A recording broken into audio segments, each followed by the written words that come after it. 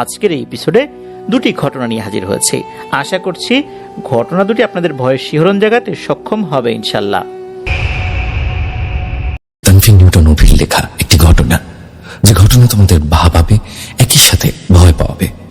Serial killing, প্রেম, রোমাঞ্চ সবকিছু মিলিয়ে আজকের এই ঘটনা। শহরে একের পর এক যুবক খুন হচ্ছে, কোনো আঘাতের চিহ্ন নেই, এবং আশ্চর্যের বিষয় হলো সকলকে উলঙ্গ অবস্থায় পাওয়া যাচ্ছে এবং কারোর শরীরে ছিটে ফোটা রক্ত নেই। কিন্তু কেন? কি কারণ এর পিছনে? কারাই বা এসব খুনের পিছনে দায়ী? জানতে হলে মনোযোগ দিয়ে শুনতে হবে শেষ পর্যন্ত। প্রথমেই বলতে চাই, খুব মনোযোগ দিয়ে ধৈর্য সহকারে শুনতে হবে। কোথাও বাদ দিলে বা মনোযোগ হারালে সেই মজাটা পাওয়া যাবে না। ঘটনার মাঝে অনেক প্রশ্ন আসতে পারে, সেগুলো ধীরে ধীরে ক্লিয়ার হবে। ভূত, প্রেত, জিন, পরি, আত্মা, প্রেতাত্মা অনেক তো শুনলে, এবার চলো অপদেবী নিয়ে শোনা যাক। ভয় কতটা পাবে জানি না, তবে এই অপদেবী তোমাদের ভাবাবে। তানভীর নিউটন অভি লিখছি প্রেতকথা এক্সপ্রেস 3 এর কাফের গাঁও থেকে। একদম শেষে তোমাদের মতামত জানতে চাইব, কতটা ভয় পেলে, কতটা কষ্ট পেলে। চলো শুরু করা যাক। 3, 2, 1, কনসেন্ট্রেশন।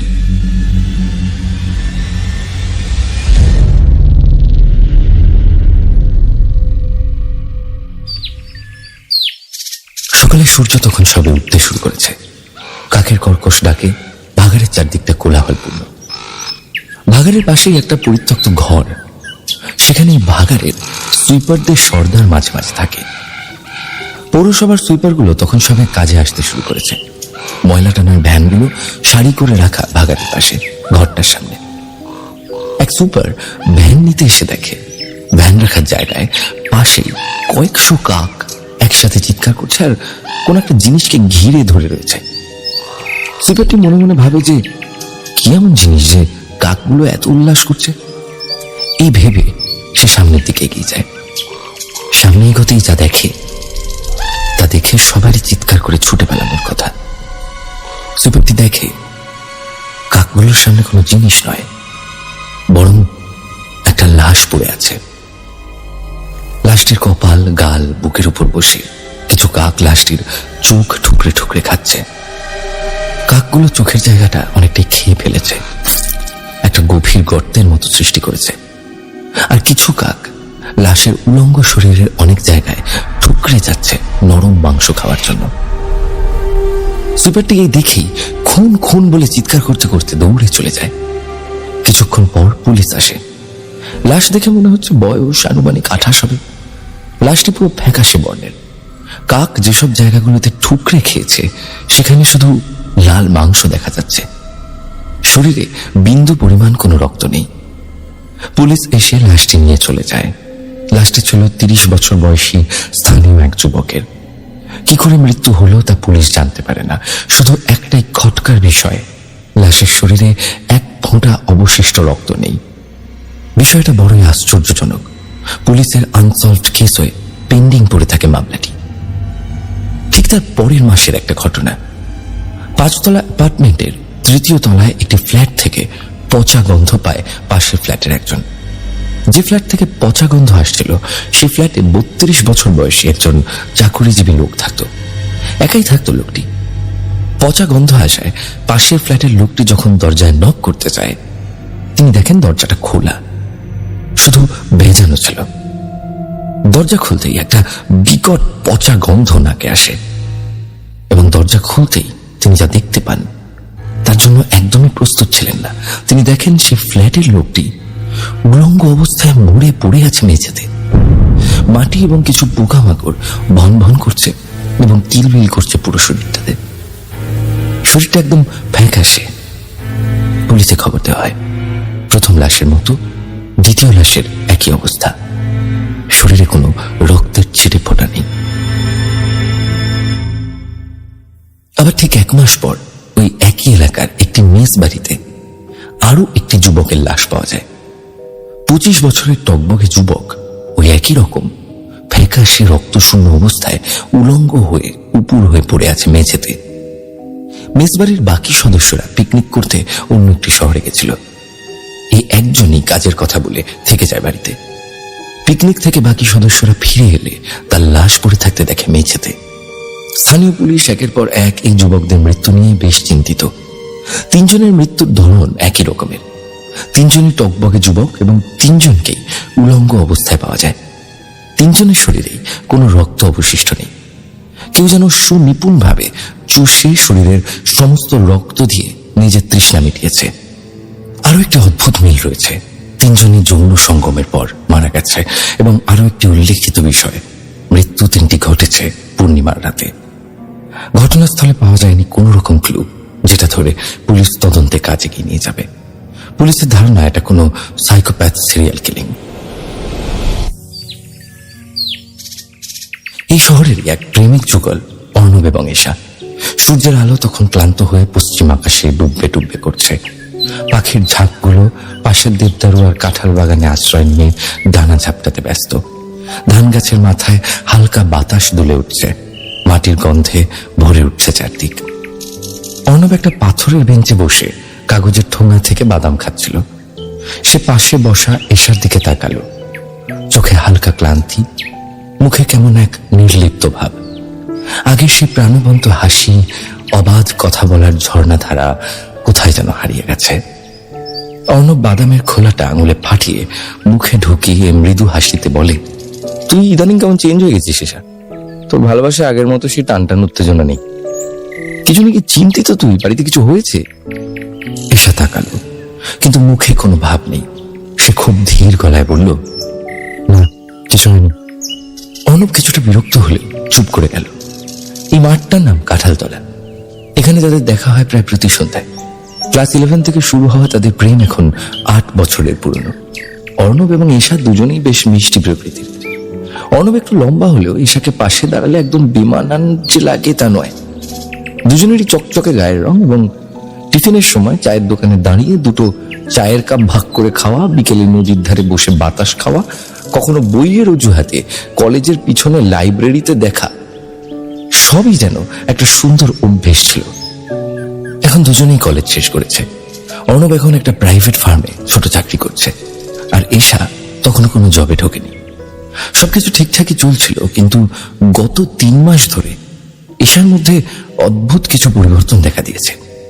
সে এখন কম কথা বলে, চোখে ভয় বা অন্যমনস্কতা লেগে থাকে। অর্ণব বলল, তুই আগের মতো নেই রে। আগে হাসতিস, ঝগড়া করতিস, রাগ করতিস, এখন এরকম চুপচাপ থাকিস, হাসিস না। কি হয়েছে বলতো তোর? ঈশা নিচু গলায় বলল, কই কিছু হয়নি তো। তখন হঠাৎ করে পাশের গাছের দিক থেকে একটা শুকনো ডাল ভাঙার শব্দ হয়, ট্যাক করে। দুজনেই চমকে তাকায়, কিন্তু কিছু নেই। বাতাস থেমে গেছে, পাখির ডাকও বন্ধ। এক মুহূর্তে চারপাশে নিস্তব্ধতা অস্বাভাবিক ভাবে ঘন হয়ে উঠল। অর্ণবের গলায় কাঁপুনি চলে এলো। বলল, চল আজ যাই, কাল আবার দেখা হবে। ঈশা মাথা নাড়ল, কিন্তু চোখ সরালো না ওই দিক থেকে, যেন কিছু একটা দেখছে সে। অর্ণবের চোখেও ভয়ের ছায়া খেলে গেল। অর্ণব খেয়াল করছে ঈশা কেমন একটা ঝিমিয়ে গেছে। আগের মতো সেই চনমনে আর প্রাণবন্ত ঈশা এখন কথা বলে না, শুধু ছোট ছোট কয়েকটা উত্তর দেয়, মাঝে মাঝে মৃদু একটা হাসি দেয়। কিন্তু ঈশা এমন মেয়ে কখনোই ছিল না। এটা নিয়ে অর্ণব বেশ চিন্তিত। অফিস থেকে বের হয়ে সোজা চলে আসে ঈশার বাড়ির পাশের মাঠে। আগের থেকে অনেকটা বেশি সময় দিতে শুরু করে অর্ণব। এক সময় 3-4 দিন পর পর দেখা হতো, কিন্তু এখন রোজই অফিস থেকে একবার করে ফেরার পথে দেখা করে অর্ণব। জোর করে সাইকিয়াট্রিস্টের কাছে কাউন্সেলিং করবার জন্য নিয়ে যায়, কিন্তু কোনোবারই লাভ হয় না। কিছু হয়নি রে এই বলেই প্রতিবার এড়িয়ে যায় ঈশা। দিন যত এগোতে থাকে ঈশার মধ্যে পরিবর্তন তত বাড়তে থাকে। এমন একটা সময় আসে যে অর্ণব ঈশার বাড়ির পাশের মাঠে দেখা করার জায়গায় গিয়ে ফোন করলেও ঈশা আসতে চায় না। অর্ণবের মধ্যে ধীরে ধীরে সন্দেহ প্রবণতা বাড়তে থাকে। অর্ণব মনে মনে ভাবে, ঈশা হয়তো অন্য কোনো ছেলের সাথে নতুন সম্পর্কে যাচ্ছে। এটা ভাবার অবশ্য একটা কারণ আছে, কারণ অর্ণবের একটা বন্ধু একদিন দেখেছিল ঈশা একটি ছেলের সাথে ঢলাঢলি করতে করতে সিনেমা হল থেকে বের হচ্ছে। সে সময় যদি ঈশা এত প্রাণবন্ত হয়ে ঢলাঢলি করতে পারে, তবে কেন অর্ণবের সামনে এসেও চুপচাপ হয়ে যায়? অর্ণব ভীষণ কষ্ট পেলেও সেই দেখা করার জায়গাটায় গিয়ে প্রতিদিন অফিস শেষে দাঁড়িয়ে থাকে। এশা এখন আর কলও রিসিভ করে না। তবু অর্ণব মেসেজ করে এশাকে জানিয়ে দেয় যে সে মাঠে তার জন্য অপেক্ষা করছে। কিন্তু দিনের পর দিন এভাবে দাঁড়িয়ে থেকেও এশার সাথে আর দেখা হয় না অর্ণবের। অর্ণব এবং এশার এই সম্পর্ক তাদের বাড়ির লোকজন জানত, কিন্তু কাস্ট আলাদা বলে দুই পরিবারের কোনো পরিবারই এই সম্পর্কটা মেনে নিতে চাইত না। তাই অর্ণব চাইলেও এশার বাড়িতে যেতে পারত না। কি লাভ খাওয়া ঝামেলা বাড়িয়ে। একদিন অর্ণবের ফোনে একটা কল আসে। কলটা ছিল এশার বাড়ি থেকে। এশার মা অর্ণবকে জিজ্ঞাসা করে যে এশা তার কাছে আছে কিনা। উত্তরে অর্ণব বলে যে না, আমার কাছে নেই। সঙ্গে সঙ্গে এশার মা কেঁদে ফেলে এবং অর্ণবকে বাড়িতে আসার অনুরোধ জানায়। অর্ণব হন্তদন্ত হয়ে অফিস থেকে ছুটে যায় এশার বাড়িতে। এশা বাবা মায়ের একমাত্র মেয়ে। অর্ণব এশার বাড়িতে পৌঁছয়। এশার মা জানায় এশা নাকি বিগত 3 মাস ধরেই হঠাৎ করে পরিবর্তন হয়ে যায়। মানে এশার জন্মদিনের পর থেকে বাড়ির লোকের সাথে কথাবার্তা বলে না, ঘরে একা থাকে, একাই কথা বলে। যখন বের হয় 4-5 ঘন্টার জন্য বের হয়, আবার বাড়িতে ফিরে আসে।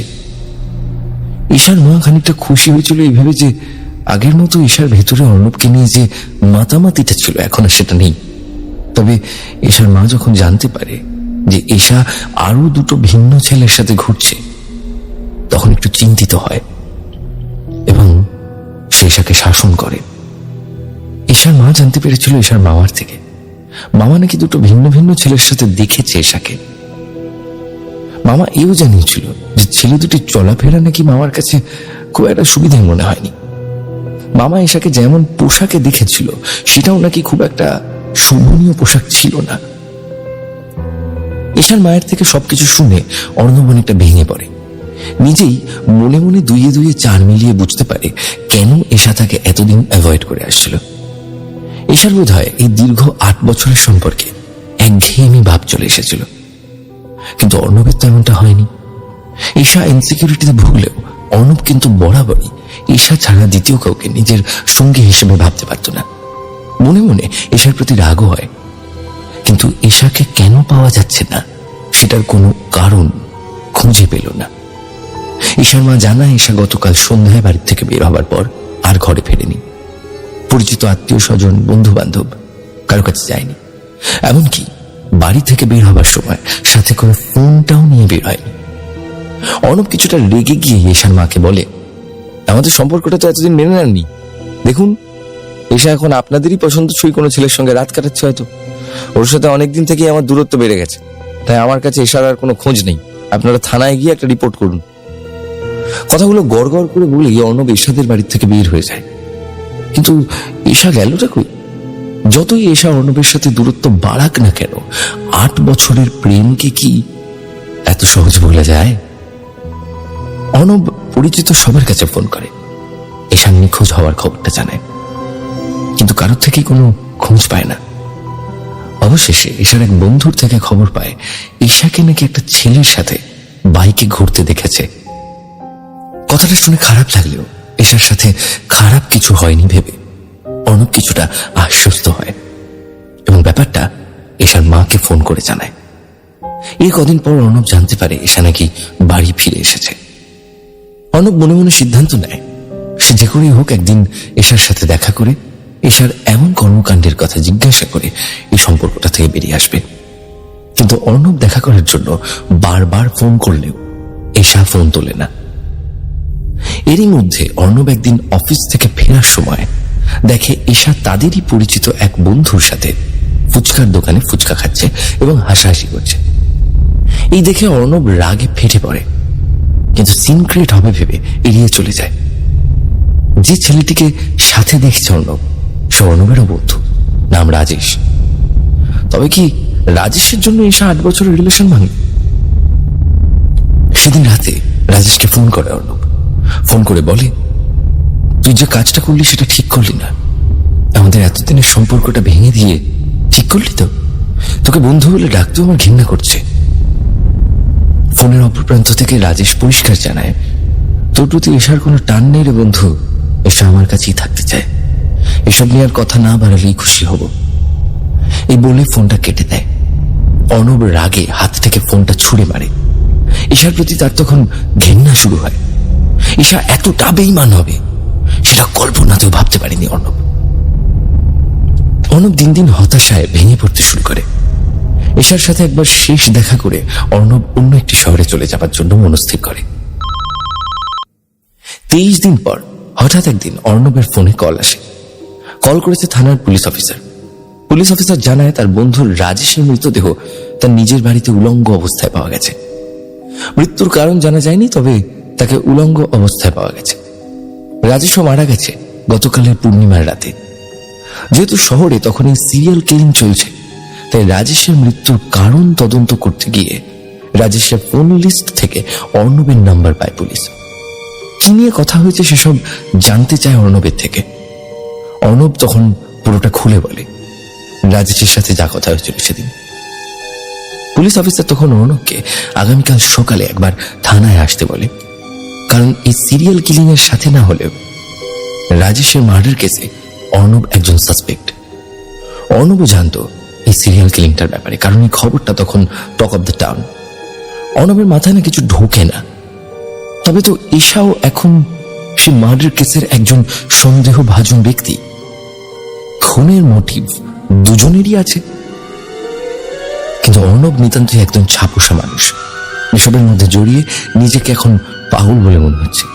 ঢকঢক করে জল খাচ্ছে আর নিজের ঘরে পায়চারি করতে করতে ঘামছে। ঠিক এমন সময় একটা ফোন আসে। এই ফোন কলটা ছিল বহু প্রতীক্ষিত একটা ফোন কল। ফোন করেছে ঈশা। হন্তদন্ত হয়ে অর্ণব ফোন রিসিভ করে। এক নাগাড়ে অর্ণব বলতে শুরু করে, এতদিনে তোর ফোন করার সময় হলো না? নষ্ট মেয়ে একটা। তোর বয়ফ্রেন্ড মরে গেছে বলে এখন আমায় ফোন করেছিস, আমাকে পুলিশ কেসে ফাঁসিয়ে এখন আবার আমাকেই ফোন করেছিস। 8টা বছরের সম্পর্ক তাসের মতো ভেঙে এখন পুলিশ কেসে ফাঁসিয়ে দিলি, আর কি চাইছিস তুই? হ্যাঁ? ফোনের অপর প্রান্ত থেকে কঠিন ঠান্ডা অথচ নম্র শান্ত গলায় ঈশা বলল, আর কোনোদিনও তোকে জ্বালাতন করবো না। একবার আসবি আমার কাছে। তুই তো আমার কাছে একবার শেষ দেখা করতে চেয়েছিলি। আজকেই হোক, তবে আমি বড্ড ক্লান্ত রে। এবার আমার বিদায় নেবার পালা এসে গেছে। আমি স্কাই ভিউ হোটেলের 907 নম্বর রুমে আছি। প্লিজ একবার আয়। এসব কথাগুলো শুনে অর্ণব যেন মুহূর্তেই ঠান্ডা হয়ে গেল। এত দিনের জমে থাকা রাগ, অভিমান, ঘৃণা মুহূর্তেই যেন মিলিয়ে গেল। এসব কথাগুলো শুনে মনে হলো এসব হয়তো খারাপ কিছু একটা করতে যাচ্ছে। নিজেকে সামনে নিয়ে অর্ণব বলল, আসছি বলেই ফোনটা কেটে রওনা হলো স্কাই ভিউ হোটেলের দিকে। স্কাই ভিউ হোটেল এই শহরের সব থেকে বিলাসবহুল হোটেলগুলোর একটা। 10 তলা বিল্ডিং এর 6 তলা পর্যন্ত শপিং মল, 7, 8, 9 তলা sky view hotel. 35 minute bike চালিয়ে সেই হোটেলে পৌঁছয় অর্ণব। এতক্ষণ পর্যন্ত শুনে তোমাদের কি মনে হচ্ছে? আদৌ কি এটা একটা ভৌতিক ঘটনা, নাকি একটা প্রেম এবং সিরিয়াল কিলিং এর থ্রিলার গল্প? অবশ্য এতক্ষণ তাই মনে হয়েছে হয়তো সবার।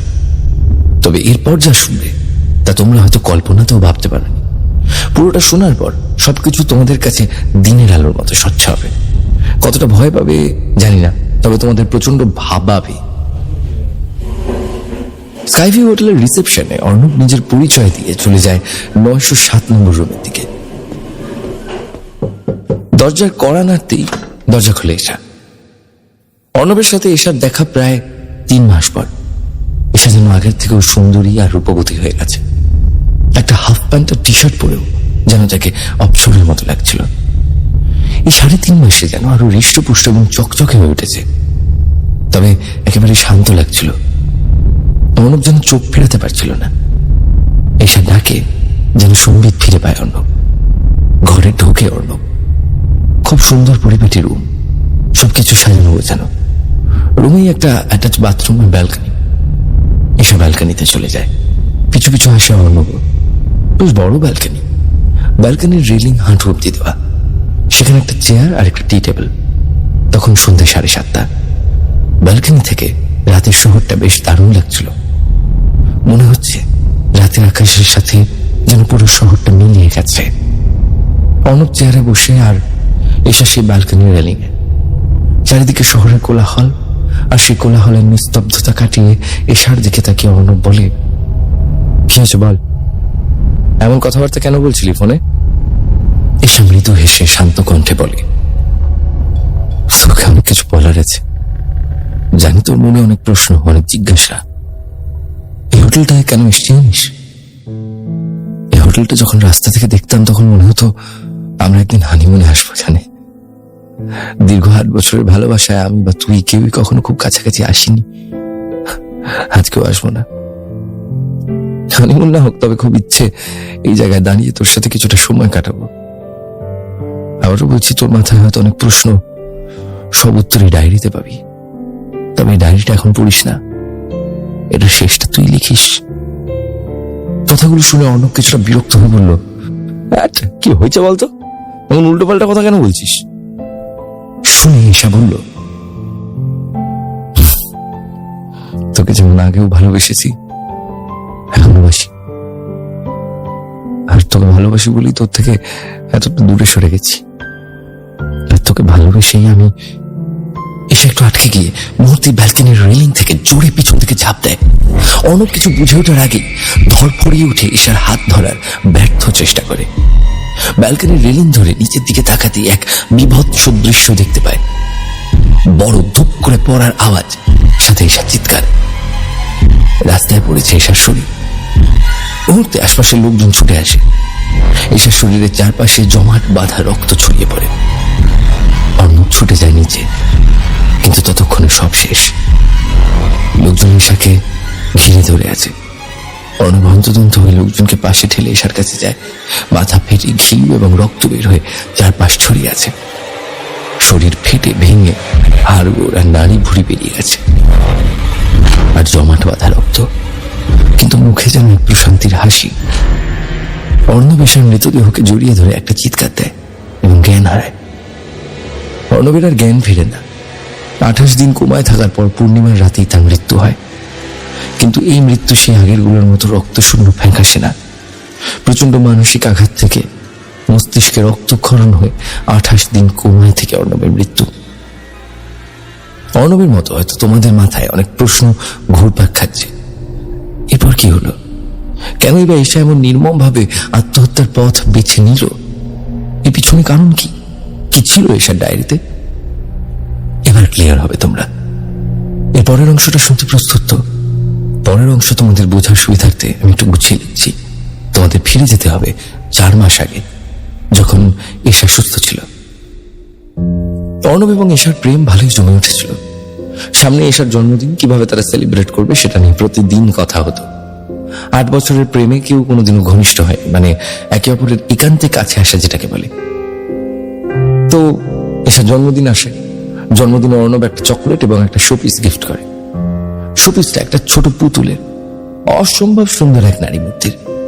সাদা এবং পার্পল রঙের একটা পুতুল, যেখানে নারীটি একটি পার্পল কালারের শাড়ি পরে আছে, একটি স্তন অনাবৃত, কোমরের নিচ থেকে কিছুটা সাপের মতো লেজ, অনেকটা আবার মৎস্যকন্যার মতো।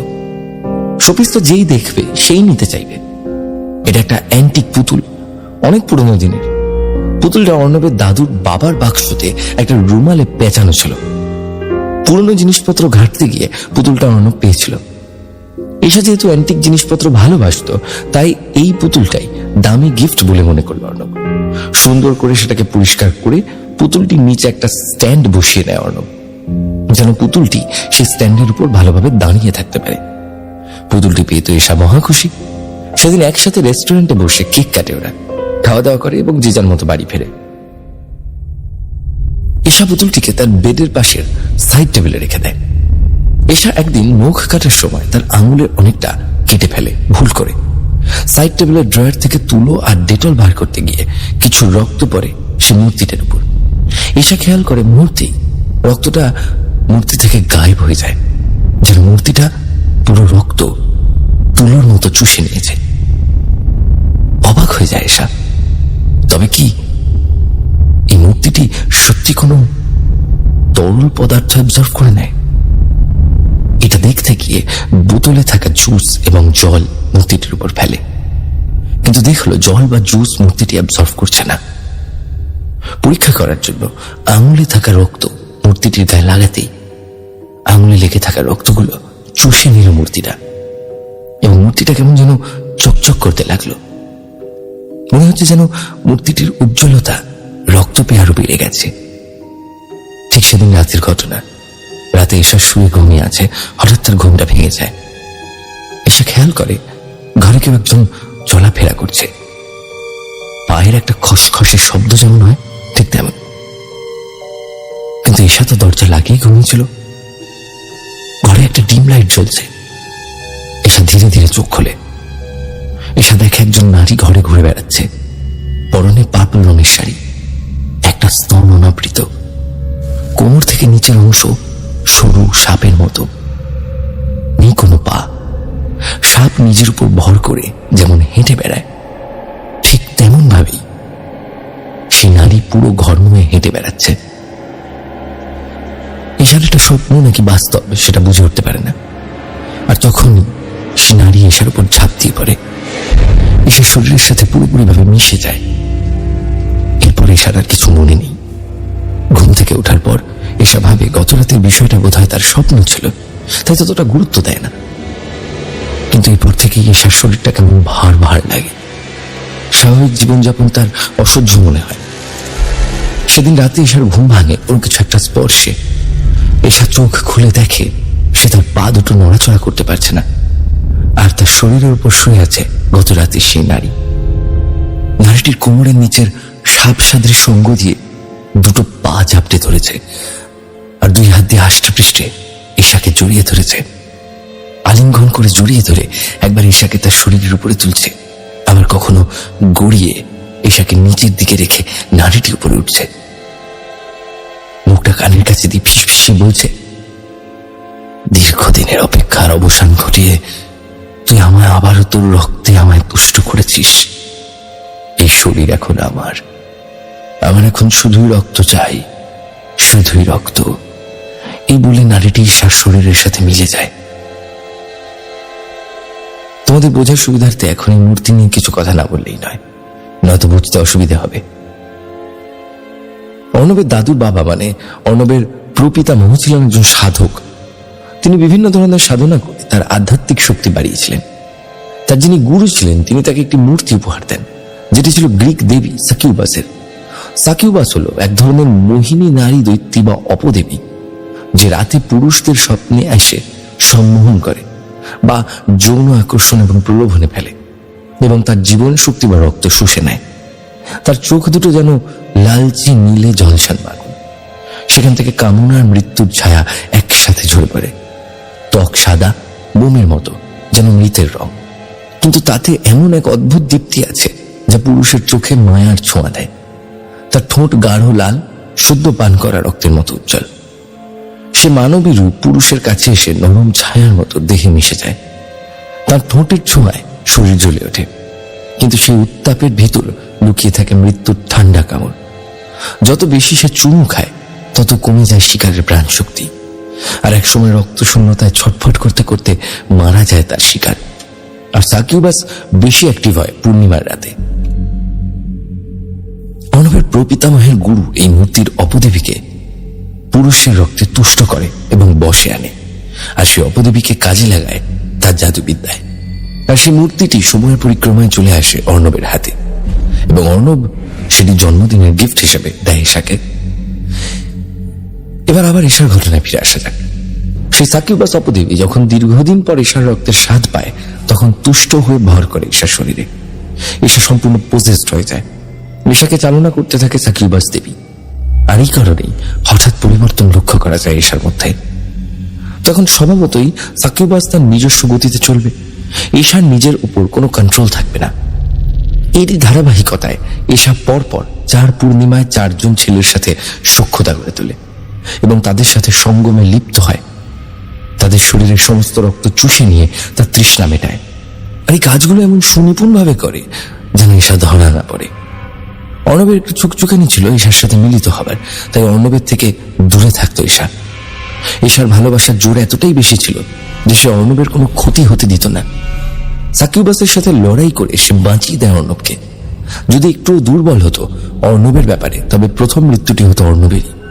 অথচ অর্ণব ঈশাকে কতটা ভুল বুঝেছিল। এটা যদি অর্ণব জানতে পারত তবে হয়তো অর্ণবের আত্মা শান্তি পেত। ঈশার সাথে এই সাকিউবাস এন্টিটি ঝগড়া হতো অর্ণবকে নিয়ে। এন্টিটি ঈশাকে বারবার চাপ দিচ্ছিল পরের পূর্ণিমায় যেন শিকার হিসেবে অর্ণব থাকে। আর সেদিন যদি ঈশা নিজে আত্মহতি না দিত তবে হয়তো পরের শিকার অর্ণবই হতো। এটাই ভালোবাসার সৌন্দর্য। ভালোবাসা মানে শুধু নিজের ভালো থাকা নয়, বরং উল্টো দিকের মানুষটাকে ভালো রাখা। এই জন্যই হয়তো ঈশার ডায়েরিতে লেখা ছিল, তোর দেওয়া উপহারই তোকে মৃত্যু পথে ঠেলতে চায়, তোর দেওয়া উপহারই আমাকে মৃত্যু উপহার দেয়। আমি ভাগ্যবান, নিজের মৃত্যু উপহার দিয়ে তোকে জীবন উপহার দিলাম। ভালো থাকিস, পরজন্মে যেন আবার তোর হয়ে আসতে পারি। পারলে এই জীবনে আমায় ক্ষমা করে দিস। এই ছিল আজকের ঘটনা। আমরা দৈনন্দিন জীবনে নিজেদের অজান্তেই অনেক মূর্তি বা পুতুল ঘরে আনি বা আমাদের বাচ্চাদের হাতে তুলে দিই। সবকিছুরই এনার্জি আছে, সেটা নেগেটিভ হোক কি পজিটিভ। এই যেমন কিছুদিন আগে লাবুবু ডলের একটা ক্রেজ উঠলো, তখন সোশ্যাল মিডিয়ায় অনেকেই তাদের ডার্ক এক্সপেরিয়েন্স তুলে ধরেছিল। কি দরকার এসবের? মূর্তি ভালোবাসলে দেবদেবীর মূর্তি ঘরে এনে সাজিয়ে রাখুন। ট্রেন্ডে গা ভাসিয়ে ভুলভাল জিনিস ঘরে না আনাই ভালো। বিষয়গুলো নিয়ে সচেতন হওয়াই এই লেখার মূল প্রতিপাদ্য বিষয়। কিছু মানুষ আছেন যাদের জীবনের পরিণতি এতটাই ভয়াবহ হয় যে সেটা নিজের চোখে না দেখলে বিশ্বাস করাই কঠিন। এরই প্রেক্ষিতে আজকের ঘটনার কথা ভাবতে গেলেই আমার বুকের ভেতরটা কেমন যেন ধুক ধুক করতে শুরু করছে। আপনারা হয়তো ভাবছেন আমি বাড়িয়েই বলছি, কিন্তু একদমই না। আপনারা ভেবে দেখুন তো, একটা বিশাল পরিবার যেখানে আপন বলতে সবাই আছে, কিন্তু ঠিক বিপদের সময়, মৃত্যুর সময় পাশে কেউ নেই। এমনকি মৃত্যুর পরও শান্তিতে শেষ বিদায়টুকু জুটছে না। কেমন লাগতে পারে আপনাদের? এই কথাগুলো আমি এমনি এমনি বলছি, বিষয়টা ঠিক তাও না। আজকের ঘটনা আমাকে ভাবাচ্ছে, এসব কথা বলতে বাধ্য করছে। আমি জানি না আপনার এই বিষয়গুলো নিয়ে ভাববেন কিনা। যদি আমার কথা বলতে হয় তবে আমি ভেবেছি, অনেকটা সময় নিয়ে যতবারই ভেবেছি ততবারই জানি না কেন এক অসহ্য যন্ত্রণা আমাকে গ্রাস করতে শুরু করেছে। থাক সেসব কথা, এবার আসি আজকের ঘটনার প্রসঙ্গে। রাসেল ভাইয়ের কাছে আমি ঘটনায় যাবার আগে ক্ষমা প্রার্থনা করছি ঘটনার ভেতরের অনাকাঙ্ক্ষিত ভুল ত্রুটির জন্য। চলুন প্রিয় লিসেনার্স, আজকের ঘটনায় প্রবেশ করা যাক। আমি সিফাত আলম। আজকের ঘটনাটি যার কাছ থেকে কালেক্ট করেছি তার নাম আফরোজা আপু। চলুন তার ভাষাতেই শোনা যাক আজকের এই ভয়াবহ ঘটনাটি। বলছেন আফরোজা আপু। ঘটনাটি আমার ছোটবেলার। আমি তখন ক্লাস 7 বা 8-এ পড়ি। খুব বেশি ছোট ছিলাম না, কিন্তু বড়দের দুনিয়া অনেক জটিল আর সমীকরণ বোঝার মতো বয়সও তখন হয়নি আমার। আমাদের পরিবারটা বেশ বড়, বিশেষ করে মেয়েদের সংখ্যাই বেশি আমাদের পরিবারে। আমার মায়েদের দিক থেকে তারা ছিলেন 9 বোন। বুঝতেই পারছেন কত বড় পরিবার। এই ঘটনার মূল কেন্দ্রবিন্দু হচ্ছেন আমার এক নানি, মানে আমার মায়ের এক খালা, যিনি ছিলেন রানী খালা। সম্পর্কে তিনি আমার নানি হন। ওনার জীবনে ঘটে যাওয়া এক ভয়াবহ অধ্যায় আজ আমি আপনাদের সামনে তুলে ধরব। তখনকার দিনে আমাদের একটা বেশ বড়সড় দুর্ঘটনা ঘটে যায় পরিবারে। রানী খালার মেয়ের সাথে খুব একটা বাজে ঘটনা ঘটে। আমি সেদিক থেকে খুব একটা গভীরে যাব না, তবে এই ঘটনার পর আমাদের পরিবারের সবার মন মানসিকতা একেবারেই ভেঙে পড়েছিল। শোক আর আহাজারি চলছিল বাড়ি জুড়ে। ওই দিন আমরা সবাই গিয়েছিলাম ওই নানির বাড়িতে, মানে রানী খালার মায়ের বাড়িতে। বাড়িটা বেশ বড় ছিল, ছিমছাম আর পরিপাটি। নানি মানুষটাও খুব ফিটফাট ছিলেন। সব সময় পরিপাটি কাপড় খুব সুন্দর করে গুছিয়ে থাকতেন। ওনার কাছ থেকে খুব মিষ্টি একটা সুবাস আসতো সবসময়। ওনার বাড়িটাও উনি একদম নিজের মনের মতো করে সাজিয়েছিলেন। আমরা ওই দিন ওনাদের বাড়িতে গেলাম শোক প্রকাশ করতে। পরিবারের সবাই সেখানে উপস্থিত। ড্রয়িং রুমে বসে সবাই কান্নাকাটি করছে, একে অপরকে সান্ত্বনা দিচ্ছেন, পুরনো সব স্মৃতি নিয়ে কথা বলছেন। আমি এক কোণায় দাঁড়িয়ে সব দেখছিলাম। বড়দের এই কান্নাকাটি আর শোকের মাঝে আমার মতো একটা ক্লাস 7 বা 8-এ পড়া বাচ্চার আসলে কোনো কাজ ছিল না। কেউ আমাকে পাত্তা দিচ্ছিল না। একটু পর আমার এক আত্মীয় আমাকে ধমক দিয়ে বললেন আমি যেন ওখানে না থাকি। ওনারা আমাকে বললেন নিচে গিয়ে উঠোনে কুকুর ছানাগুলোর সাথে খেলতে অথবা অন্য কোথাও গিয়ে সময় কাটাতে। আমার খুব রাগ হলো। আমি কি এতই ছোট বাচ্চা নাকি যে আমাকে কুকুর ছানার সাথে খেলতে হবে? রাগে গজগজ করতে করতে আমি ড্রয়িং রুম থেকে বেরিয়ে এলাম। বাড়িটা আমার খুব পরিচিত ছিল। ছোটবেলা থেকেই এই বাড়িতে আমি আসতাম। এই বাড়িটা আমার ভীষণ পছন্দের একটা জায়গাও ছিল, বলতে গেলে আমার ফেভারিট হ্যাং আউট স্পট। আমি হাঁটতে হাঁটতে সোজা সিঁড়ির দিকে চলে গেলাম। সিঁড়ি দিয়ে সোজা উপরে উঠলে ছাদ, আর ছাদের সাথে লাগোয়া একটা অ্যানেক্স ছিল। আমি ছোটবেলা থেকেই ওই ছাদে যেতে খুব পছন্দ করতাম, তাই না বুঝেই আমি সিঁড়ি বেয়ে উপরে উঠতে শুরু করলাম। বাড়ির ভেতরে এত বড় একটা ঘটনা ঘটে গেছে, এত শোকের মাতম চলছে, এসব আমার ওই বয়সের মাথায় ঠিকমতো রেজিস্টারই হয়নি। আমার শুধু মনে হচ্ছিল বড়রা আমাকে তাড়িয়ে দিয়েছে আর আমি ছাদে গিয়ে একা একা একটু ঘুরে বেড়াবো। সিঁড়ি দিয়ে বেশ কিছুটা উপরে ওঠার পর আমি থমকে দাঁড়ালাম। ছাদের দিকের প্রবেশ মুখে একটা বিশাল বড় লোহার গ্রিল লাগানো, বেশ শক্তপোক্ত, আর সেই গ্রিলের মাঝখানে ঝুলছে প্রকাণ্ড একটা তালা, কালো রঙের বিশাল তালা। আমি তো অবাক, এখানে তো আগে কখনো এত বড় কোনো তালা বা গ্রিল দেখিনি। নানীরা হয়তো সুরক্ষার জন্য এই নতুন গ্রিল আর তালা লাগিয়েছেন, কিন্তু আমার খুব মেজাজ খারাপ হলো। আমি তালার কাছে গিয়ে তালাটা ধরে জোরে জোরে নাড়াতে লাগলাম। মনে হলো বেশ বিরক্ত হচ্ছিলাম। ভাবছিলাম এটা কি ধরনের ফাজলামো, আমরা কি ছাদে গিয়ে একটু দাঁড়াতেও পারবো না এখন? এইসব উল্টাপাল্টা চিন্তা যখন মাথায় ঘুরপাক খাচ্ছে, ঠিক তখনই আমার চোখ গেল গ্রিলের ওপাশে। ছাদের দিক থেকে সিঁড়ি বেয়ে নিচে নামছে একটা বিড়াল। প্রথমটায় আমি খুব একটা পাত্তা দেইনি, বিড়াল তো নামতেই পারে। আমি তো এমনিতেও প্রাণীদেরকে খুব পছন্দ করি। ভাবলাম বিড়ালটাকে একটু আদর করব, কিন্তু বিড়ালটা যখন আরেকটু কাছে এলো, সিঁড়ির কয়েক ধাপ নিচে নামলো, তখন আমি যা দেখলাম তা দেখার জন্য আমি মোটেও প্রস্তুত ছিলাম না। বিড়ালটার মুখের দিকে তাকিয়ে আমার বুকের ভেতরটা ধক করে উঠল। গলা শুকিয়ে কাঠ, পা দুটো কেমন যেন চলতে চাইল না। বিড়ালটার মুখটা একদম বিকৃত।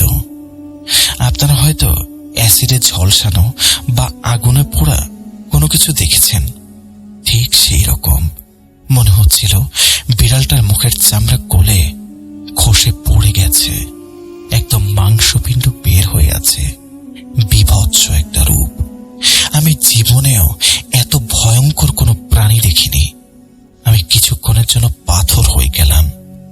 নড়াচড়ার শক্তি পর্যন্ত হারিয়ে ফেলেছি। বিড়ালটা আস্তে আস্তে গ্রিলের একদম কাছে চলে এলো, ঠিক আমার মুখোমুখি। ওর আর আমার মাঝখানে শুধু ওই লোহার গ্রিলটা। বিড়ালটা আমার দিকে তাকিয়ে আছে।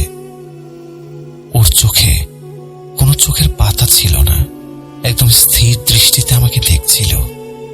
ওর চাউনি দেখে আমার মনে হচ্ছিল ও আমাকে যেন চেনে, অনেক আগে থেকেই চেনে।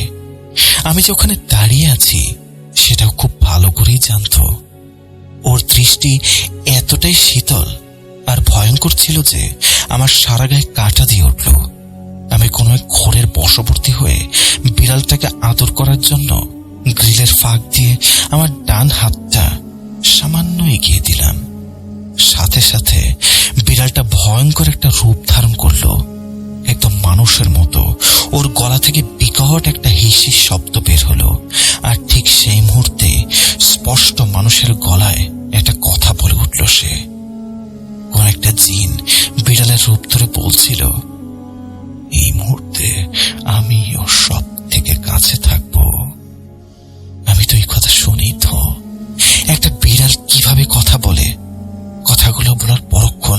ওটা থাবা দিয়ে আমার হাতে আঁচড় দেওয়ার জন্য বিদ্যুতের বেগে এগিয়ে এলো। আমি ভয়ে ছিটকে পিছিয়ে গেলাম। আমার হার্টবিট তখন এতটাই বেড়ে গেছে, মনে হচ্ছিল বুকের খাঁচা ভেঙে আমার হার্টটা যেন বেরিয়ে আসতে চাইছে। বিড়ালটা ঠিক গ্রিলের ওপাশে বসে আমাকে এমন ভাবে দেখতে শুরু করলো যেভাবে রাগী বিড়ালরা চোখ সরু করে তাকায়। ওর ওই সরু চোখের চাউনিতে এতটাই আক্রোশের ঘৃণা ছিল যে আমি আর এক মুহূর্তের জন্য সেখানে দাঁড়াতে পারলাম না। আমার শরীর থরথর করে কাঁপছিল। আমি দৌড়ে সিঁড়ি বেয়ে নিচে নেমে এলাম। আমার চেহারা তখন ফ্যাকাশে হয়ে গেছে, একদম সাদা কাগজের মতো। নিচে নেমে আসার পর আমার আরেক নানি আমাকে দেখতে পেলেন। ওনার মেয়ের সাথে ওই দুর্ঘটনাটা ঘটেছিল। উনি আমার মুখের দিকে তাকিয়ে বুঝতে পারলেন আমি খুব ভয় পেয়েছি। উনি আমাকে কাছে ডাকলেন, খুব গম্ভীর গলায় বললেন আমি যেন কোনোভাবেই ছাদে না যাই। আমি মাথা নেড়ে সম্মতি দিলাম। আমি ওনাকে বললাম যে আমি ছাদে যাচ্ছি না, কিন্তু আমার গলার স্বর এতটাই কাঁপছিল যে উনি বুঝতে পারলেন আমার অবস্থা ঠিক নেই। উনি সাথে সাথে আমাকে এক গ্লাস পানি খেতে দিলেন। পানি খেয়ে আমি কিছুটা শান্ত হলাম। এরপর বড়রা আবার নিজেদের মধ্যে কান্নাকাটি আর আলোচনায় ব্যস্ত হয়ে পড়লেন। আমি এক কোণায় চুপচাপ বসে রইলাম।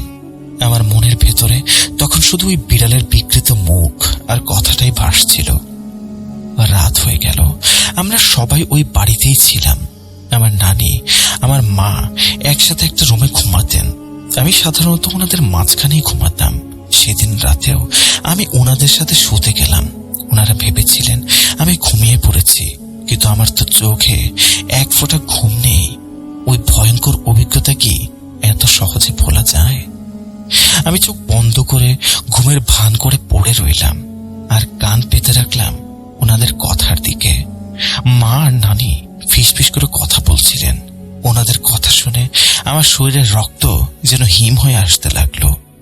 আমি যা শুনেছিলাম তা কোনো সাধারণ ঘটনা ছিল না। নানি মাকে বলেছিলেন যে রানী খালার মা মানে ওই বাড়ির নানি নাকি ছাদের ওই অ্যানেক্স আর ছাদটার ভিতরে চিরতরে কোনো একটা কিছু বন্ধ করে দিয়েছেন, কারণ ওই জায়গাটা নাকি অভিশপ্ত। সেখানে খুব খারাপ একটা শক্তির আনাগোনা রয়েছে। একটা জিন ওই ছাদে নাকি আস্তানা গিরে বসেছে, আর সেই জিনটাই নাকি ওই বিড়ালের রূপ ধরে ঘুরে বেড়ায়। নানি ফিসফিস করে বলছিলেন ওই বিড়ালটাকে সচরাচর কেউ দেখতে পায় না। সরাসরি তাকালে ওটা গায়েব হয়ে যায়, কিন্তু আর চোখে বা পেরিফেরাল ভিশনে ওটাকে প্রায় দেখা যায়। বাড়ির লোকজন যখনই সিঁড়িতে ওঠানামা করে তখন তারা এই বিড়ালটার ছায়া দেখতে পায়। শুধু ছায়াই না, ওই বিড়ালটা নাকি সিঁড়ি দিয়ে নামার সময় মানুষকে ধাক্কা দেয়। আমি তো শুনে অবাক, একটা ছোট বিড়াল যার নিজের কোনো ওজনই নেই, সে কিভাবে একজন পূর্ণবয়স্ক মানুষকে সিঁড়ি থেকে ধাক্কা দিয়ে ফেলে দিতে পারে? কিন্তু নানি মাকে খুব কনফিডেন্টলি বলছিলেন ওই বাড়িতে বেশ কয়েকজন সিঁড়ি থেকেই পড়ে খুব বাজেভাবে আহত হয়েছেন, আর প্রতিবারই তারা বলেছেন কেউ একজন পেছন থেকে তাদেরকে সজোরে ধাক্কা দিয়েছে। রানীখালার মায়ের বাড়িটা, যেটা এক সময় আমার এত পছন্দের ছিল, সেই বাড়িটা এখন একটা জীবন্ত কবরস্থানে পরিণত হয়েছে। নানি বলেছিলেন ওই বাড়িতে এখন ঢুকলেই মনে হয় দেয়ালগুলো যেন চারপাশ থেকে চেপে আসছে, দম বন্ধ হয়ে আসে। ঘরের ভেতরে সবসময় একটা অদ্ভুত অন্ধকার বিরাজ করে। লাইট জ্বালালেও মনে হয় আলো ঠিক মতো ছড়াচ্ছে না, একদম উজাড় আর খালি একটা বাড়ি। এর চেয়েও ভয়ঙ্কর কথা নানি এরপর বললেন। রানীখালার মায়ের এক ছেলে ছিল, মানে আমার এক মামা। সে খুব চঞ্চল একটা ছেলে ছিল। নানি বললেন ওই মামা যখন গাড়ি চালাতো তখন ওই বিড়ালটা নাকি হঠাৎ করে চলন্ত গাড়ির ভেতরে উদয় হতো, কখনো পেছনের সিটে, কখনো বা সামনের সিটে। হঠাৎ করে গাড়িতে ওই বিভৎস বিড়ালটা দেখে যে কেউ ভয় পেয়ে যাবে, এটাই স্বাভাবিক। এই বিড়ালটা নাকি পেছন থেকে এসে সরাসরি চালকের উপর হামলা করত। একদম দিশেহারা করে দিত। এই জিনটার কারণে ওই মামা দুবার খুব বড় মাপের অ্যাক্সিডেন্ট করেছিলেন। সবচেয়ে ভয়াবহ অ্যাক্সিডেন্টটা হয়েছিল বেশ কিছুদিন পরে। আমি সেটার কথাও শুনেছিলাম। ওই অ্যাক্সিডেন্টটা এতটাই মারাত্মক ছিল যে মামা দীর্ঘদিন আইসিইউতে লাইফ সাপোর্টে ছিলেন। আর আশ্চর্যের ব্যাপার হলো, অ্যাক্সিডেন্ট হওয়ার পর মানুষজন যখন দৌড়ে এসে গাড়ির দরজা খুলত, তখন ভেতরে কোনো বিড়াল বা অন্য কোনো প্রাণীর অস্তিত্বই পাওয়া যেত না, একদম গায়েব। এগুলো শোনার পর তো আমার অবস্থা আরো খারাপ হয়ে গেল। আমি সারা রাত এক ফোঁটাও ঘুমাতে পারিনি। ওই বিড়ালের চোখ দুটো আমার চোখের সামনেই ভাসছিল। সেসব কথা থাক, সময় তার আপন গতিতে চলতে থাকে। আমরা ওই বাড়ি থেকে চলে আসি। বেশ কিছুদিন পর আমার পরিবার সহ ঢাকায় শিফট করি। আপনারা হয়তো ভাবছেন আমরা ঢাকায় কেন শিফট করলাম। আমরা ঢাকায় আসার পর বেশ কিছু বছর কেটে যায়। আর ঢাকায় শিফট করার পেছনে তেমন কোনো কারণও ছিল না। আমার লেখাপড়াই ছিল মেইন কারণ। এর মধ্যে রানী খালার মায়ের অর্থাৎ ওই নানির অবস্থা খুব অবনতি হতে থাকে। ওনার শরীরে ক্যান্সার ধরা পড়ে, মরণব্যাধি ক্যান্সার। ওনাকে খুব ভালো একটা হাসপাতালে ভর্তি করানো হয়। টানা কেমোথেরাপি চলছিল ওনার। কেমোর ধাক্কায় ওনার শরীর একদম ভেঙে চুরমার হয়ে গিয়েছিল। একদিন মা আমাকে আর আমার বোনকে বললেন নানিকে দেখতে যেতে। আমার বোন দেশের বাইরে থেকে এসেছিল। আমরা সবাই মিলে হাসপাতালে গেলাম। আমি হাসপাতালের রুমে ঢুকে যা দেখলাম তা আমার সারা জীবনের জন্য একটা ট্রমা হয়ে থাকবে। নানিকে আমি শেষবার যখন দেখেছিলাম তখন উনি ছিলেন একজন স্বাস্থ্যবতী, সুন্দর আর অভিজাত নারী। আর আজ বিছানায় যিনি শুয়ে আছেন তাকে দেখে আমার মনে হচ্ছিল এটা 6 কি 7 বছরের বাচ্চা শুয়ে আছে। কেমোথেরাপির কারণে উনার শরীর শুকিয়ে একেবারে কুঁচকে গিয়েছিল। সাইজে এতটা ছোট হয়ে গিয়েছিলেন তিনি যে আমি প্রথমবার বিছানার দিকে তাকিয়ে ওনাকে খেয়ালই করিনি। আমি বিছানা পার করে সামনে চলে যাচ্ছিলাম। আমার বোন আমাকে টেনে ধরল, বলল, কিরে কোথায় যাচ্ছিস? নানি তো এই বিছানাতেই। আমি থমকে দাঁড়ালাম, ওনার দিকে তাকালাম। ক্যান্সারের থাবায় ওনার গায়ের রং একদম পুরো কয়লার মতো কালো হয়ে গিয়েছিল। মাথার সব চুল পড়ে গিয়েছিল। উনি বিছানায় একদম গোল হয়ে ফিটাল পজিশনে শুয়েছিলেন। মায়ের গর্ভে বাচ্চারা যেমন গুটিসুটি মেরে থাকে ঠিক সেভাবে। আর সবচেয়ে হৃদয় বিদারক দৃশ্য ছিল ওনার হাত দুটো। উনি সবসময় ওনার হাত দুটো জোর করে বুকের কাছে চেপে রাখতেন। মনে হতো উনি কারো কাছে খুব অনুনয় বিনয় করে ক্ষমা চাইছেন। হাসপাতালে যেই আসতো আত্মীয় স্বজন, নার্স, ডাক্তার বা অন্য যে কেউ, উনি সবার দিকে তাকিয়ে শুধু হাত জোর করে ক্ষমা চাইতেন। উনার এই অবস্থা দেখে আমার চোখের পানি সেদিন আর আটকে রাখা সম্ভব হয়নি। একটা মানুষ কতটা অসহায় হলে সবার কাছে এমন ভাবে ক্ষমা চাইতে পারে। উনি হয়তো বুঝতে পেরেছিলেন উনার জীবনের শেষ সময় ঘনিয়ে এসেছে, আর উনার কোনো ভুলের মাসুল উনি এই পৃথিবীতেই যেন দিয়ে যাচ্ছিলেন। এই ঘটনার 2 দিন পরই নানি মারা যান। আমাদের কাছে ফোন এলো যে নানি আর নেই। খবর পেয়েই আমরা তড়িঘড়ি করে হাসপাতালে ছুটলাম। সেখানে গিয়ে দেখি এক ভয়াবহ পরিস্থিতি। আমি ঘটনা শুরুতেই বলেছিলাম আমাদের পরিবারের মেয়েদের সংখ্যা বেশি। ওই দিন হাসপাতালে নানির পরিবারে কোনো পুরুষ মানুষ উপস্থিতি ছিলেন না। 9 বোনের এত বড় পরিবার, কিন্তু একটা পুরুষ মানুষও নেই যে সব কাজের দায়িত্ব নেবে। আমরা মেয়েরা সব দাঁড়িয়ে আছি। হাসপাতালের আনুষ্ঠানিকতা শেষ করে ডেড বডি বাড়ি নিয়ে যেতে হবে। আমরা অ্যাম্বুলেন্স নিলাম। সেখানে শত শত অ্যাম্বুলেন্স দাঁড়িয়েছিল। সেখান থেকে একজনের সাথে কথা হলো। আমরা ভাড়া করার জন্য দৌড়াদৌড়ি শুরু করলাম, কিন্তু আশ্চর্যের বিষয় একটা অ্যাম্বুলেন্স আমরা ম্যানেজ করতে পারছিলাম না কোনোভাবেই। যে অ্যাম্বুলেন্সেই যায় না কেন কোনো না কোনো সমস্যা। একটা বলে গাড়ি নষ্ট, আরেকটা বলে ড্রাইভার নেই, অন্য আরেকটা বলে টায়ার পাংচার। চোখের সামনে সারি সারি অ্যাম্বুলেন্স দাঁড়িয়ে আছে, কিন্তু আমরা নানির লাশ নিয়ে যাওয়ার জন্য একটা গাড়িও পাচ্ছিলাম না। টানা 2 ঘন্টা আমরা হাসপাতালের ওই মর্গ আর ইমার্জেন্সির সামনে বসেছিলাম। আমাদের অসহায়ত্ব তখন চরমে। আমরা তখন শুধু মনে করছিলাম আল্লাহ হয়তো ওনার বান্দাদের পাপের শাস্তি এই দুনিয়াতেই দিয়ে দেন, না হলে এত বড় শহরে এত বড় হাসপাতালের সামনে দাঁড়িয়ে থাকা একটা ডেড বডি বহনের একটা গাড়িও কি আমরা পাবো না? এটা কি মেনে নেওয়ার মতো কোনো কথা? শেষমেশ কোনো উপায় না দেখে আমি আর আমার বোন মিলে একটা দুঃসাহসিক কাজ করলাম। আমাদের প্রাইভেট কারের পেছনের সিটে আমরা নানির লাশটা ধরাধরি করে তুললাম। নিজেদের গাড়ির পেছনের সিটে একটা মৃতদেহ নিয়ে আমরা বাড়ির উদ্দেশ্যে রওনা দিলাম। পুরো রাস্তা আমি আর আমার বোন একদম চুপচাপ ছিলাম। গাড়ির পেছনের সিটে পড়ে থাকা নিথর দেহটা আমাদের বারবার মনে করিয়ে দিচ্ছিল জীবনের চরম সত্যটাকে। জীবন আসলে কতটা ছোট, কতটা অপ্রত্যাশিত। যে মানুষটা কিছুদিন আগেও এত ভালো অবস্থানে ছিল, এত স্বাস্থ্যবান ছিল, হাস্যোজ্জ্বল ছিল, আজ সে একদম শুকিয়ে লাশ হয়ে আমাদের গাড়ির পেছনে পড়ে আছে, নিথর হয়ে। বাড়িতে লাশ নিয়ে পৌঁছানোর পর শুরু হলো আরেক সমস্যা। আপনারা তো জানেন আমাদের মুসলিমদের শেষ বিদায়ের নিয়ম কানুন।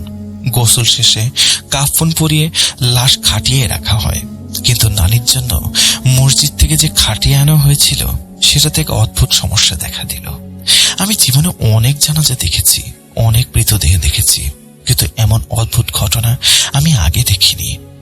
খাটিয়াটা ছিল অস্বাভাবিক সাইজের, কিন্তু নানি তো শুকিয়ে একটা 6-7 বছরের বাচ্চার মতো হয়ে গিয়েছিল। ওনার লাশ যখন খাটিয়াতে শোয়ানো হলো তখন দেখা গেল খাটিয়াটা ওনার জন্য অনেক বেশি বড়। লাশটা খাটিয়ার ভেতরে একদিকে ওদিকে গড়াচ্ছিল, একটু নড়াচড়া করলেই লাশটা এক পাশ থেকে আরেক পাশে চলে যাচ্ছিল। বাধ্য হয়ে মৃতদেহের 2 পাশের অনেকগুলো বালিশ আর কাপড় গুজে দেওয়া হলো যাতে বডিটা এক জায়গায় অন্তত স্থির থাকে। এই বালিশ আর কাপড় গোজার কারণে লাশের শেপটা একদম নষ্ট হয়ে গেল। দেখতে খুব অদ্ভুত আর বিকৃত লাগছিল। একটা মৃতদেহকে এতটা অসম্মানজনকভাবে রাখা হয়েছে দেখে আমার বুকের ভেতরটা কেমন যেন কেঁপে উঠল। আমার খুব কষ্ট হচ্ছিল, কিন্তু এছাড়া তো আর কোনো উপায়ও ছিল না। যেহেতু নানি মারা গিয়েছেন বিকেলে, তাই সূর্যাস্তের পর ওনাকে দাফন করা সম্ভব ছিল না। নিয়ম অনুযায়ী পরের দিন সকালে জানাজা আর দাফনের সিদ্ধান্ত হলো। সারা রাত লাশটা বাড়িতেই রাখা হলো। আত্মীয় স্বজনরা সবাই আসতে শুরু করলেন। ড্রয়িং রুমে লাশের পাশে বসে সবাই কোরআন তিলাওয়াত করছিল, কান্নাকাটি করছিল। রাতে সবার জন্য খাবার ব্যবস্থা করা হলো, কিন্তু আশ্চর্যের বিষয় হলো ওই রাতে যারা ওই বাড়ির খাবার খেয়েছিল পরদিন সকালে তাদের সবার পেটে মারাত্মক সমস্যা দেখা দিল। সবারই পেট খারাপ, এক ভয়াবহ অবস্থা। মনে হচ্ছিল পুরো বাড়িটার ওপর কোন একটা অভিশাপ যেন মারাত্মকভাবে ভর করে বসেছে। পরদিন সকালে জানাজার সময় নির্ধারণ করা হলো, কিন্তু সকাল হতেই দেখা গেল নতুন এক বিপদ। একদম বিনা মেঘে বজ্রপাতের মতো হঠাৎ করে একটা রাজনৈতিক দল সারা দেশে কঠোর হরতাল ডেকে বসল।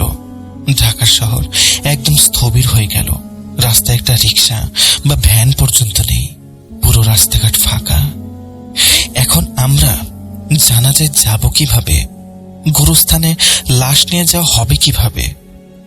আমি এখানে একটা কথা বলি, আমার নানিকে যে গোরস্থানে দাফন করার প্রয়োজন ছিল সেটা আমাদের বাড়ি থেকে বেশ দূরে ছিল। আমার মা তখন একদম দিশেহারা। ওনার খালার লাশ পড়ে আছে, কিন্তু কেউ জানাজায় শরীক হতে পারছে না। মা পাগলের মতো রাস্তায় গিয়ে দাঁড়ালেন। ঘন্টার পর ঘন্টা দাঁড়িয়ে থাকার পর আমার মা হঠাৎ দেখলেন একটা আইন শৃঙ্খলা রক্ষাকারী বাহিনীর ট্রাক যাচ্ছে। মা দৌড়ে গিয়ে ট্রাকটার সামনে দাঁড়ালেন, ওনাদের কাছে হাত জোর করে মিনতি করলেন, সব ঘটনা খুলে বললেন। লোকগুলো মায়ের কান্না দেখে কেমন যেন নরম হয়ে গেল। ওনাকে ট্রাকে তুলে নিলেন। ওই ট্রাকে করেই মা জানাজার স্থানে পৌঁছান। জানাজার মাঠে গিয়ে যে দৃশ্য আমরা দেখলাম তা ভাষায় প্রকাশ করার মতো না। এত বড় পরিবার, এত আত্মীয় স্বজন, এত পরিচিত মানুষ, অথচ নানির জানাজায় লোক হয়েছিল মাত্র 10 থেকে 12 জন। এত বিশাল একটা জীবনের সমাপ্তি হলো মাত্র 10 জন মানুষের উপস্থিতিতে। জানাজার শেষে ওনাকে দাফন করা হয়, কিন্তু ওনার মৃত্যু, দাফন আর এই পুরো ঘটনার প্রতিটি পরতে পরতে যে নেতিবাচকতা আর বাধা আমরা দেখেছি, তা আমাদের সবাইকে গভীরভাবে ভাবিয়ে তুলছিল। একটা মানুষের শেষ বিদায় এতটা কষ্টকর আর এতটা বাধাবিঘ্নে ভরা হতে পারে, তা নিজের চোখে না দেখলে আমি কখনো বিশ্বাস করতাম না। মানুষের কর্মফল তাকে কোথায় নিয়ে যায় তা আমরা কেউ জানি না। আমরা শুধু উপরওয়ালার কাছে ক্ষমা চাইতে পারি। নানির জীবনে হয়তো এমন কোনো ভুল ছিল যার মাসুল ওনাকে এতটা নির্মমভাবে দিতে হয়েছে, যা আমরা কেউই জানি না। ওই অভিশপ্ত বাড়ি, ওই জিন আর নানির করুণ মৃত্যু, সবকিছুই আমার জীবনের একটা কালো অধ্যায় হয়ে আছে।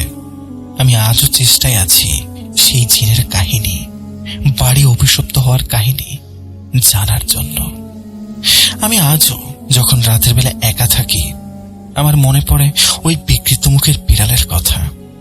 আজকের ঘটনা এখানেই শেষ করছি, তবে কথা দিচ্ছি, আমি যদি বাকি ঘটনা জানতে পারি এবং সেই জিন কেন সেখানে আছে, কেন আমাদের সেই বাড়িটা অভিশপ্ত, আর নানের মৃত্যুটা কেন এরকম অস্বাভাবিক হলো, কেন তার মৃত্যুর পর এত কমপ্লিকেশনস আসলো, তা যদি আমি জানতে পারি, তাহলে অবশ্যই আবার ফিরে আসব। আল্লাহ যেন আমাদের সবাইকে সকল প্রকার খারাপ শক্তি আর অভিশাপ থেকে রক্ষা করেন। আপনারা সকলেই আমাদের জন্য দোয়া করবেন। ইনশাল্লাহ খুব দ্রুত আবার নতুন কোনো ঘটনা নিয়ে আপনাদের মাঝে হাজির হব। প্রিয় লিসেনার্স, আজকের ঘটনাটি এখানেই শেষ করছি। সকলেই ভালো থাকবেন, সুস্থ থাকবেন।